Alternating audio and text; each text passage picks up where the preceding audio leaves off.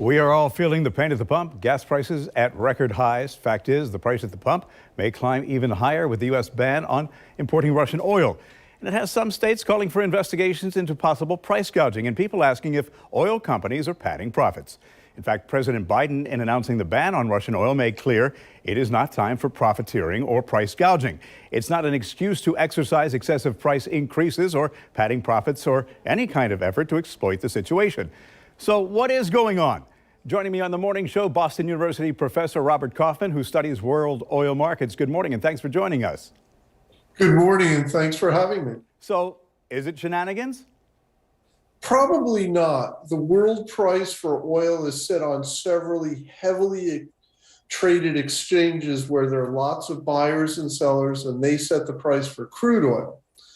Your local gas station, he or she can raise the price a little bit above or a little bit below others, but consumers search pretty steadily for the lowest price. And if you get too far out of line, people are not going to come to your station. And that even reduces revenues further because a lot of these gas stations depend upon you coming in and buying drinks and treats for their revenue. Yeah, your point is well taken. There is so much competition, so retailers can't really charge what they want. And people say, but the gas in the ground was paid for weeks or even months ago. Is what's really dictating the big fluctuation in prices daily trading on the volatile commodities market? Yes, absolutely. They set what's known as a benchmark price, and all the crude oils are set relative to that benchmark. So not defending big oil, but they do have a right to profits. That said, is there a system of checks and balances to protect consumers from gouging at the hands of big oils and to prevent collusion or price fixing? As I said, there's very little evidence of price fixing or gouging. I would like to remind your reviewers that just 2 years ago, crude oil prices were negative. That is, you had to pay, if you were an oil company or an oil producer, you had to pay people about $30 to take a barrel from you. So oil companies and consumers live and die with these markets.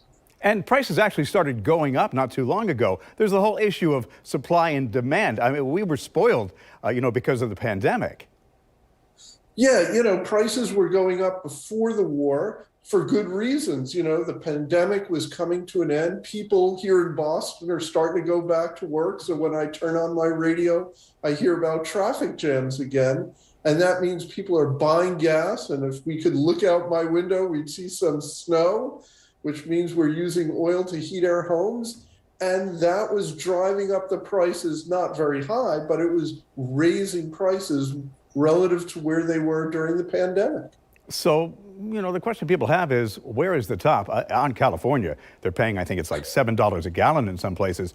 So given the system right now, is there a cap on what we might pay at the pump? Or not to be cliche, is it simply, it is what it is until the world settles down, like it or not?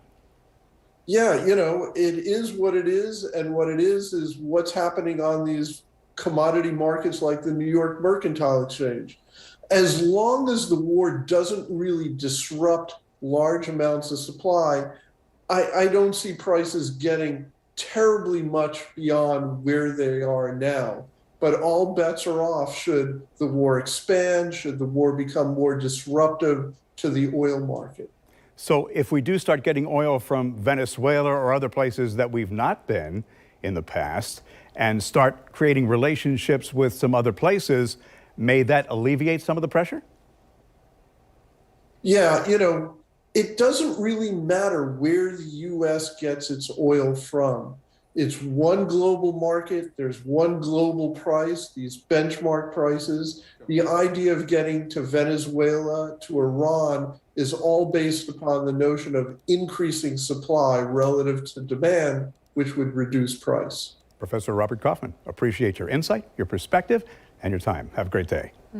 You too.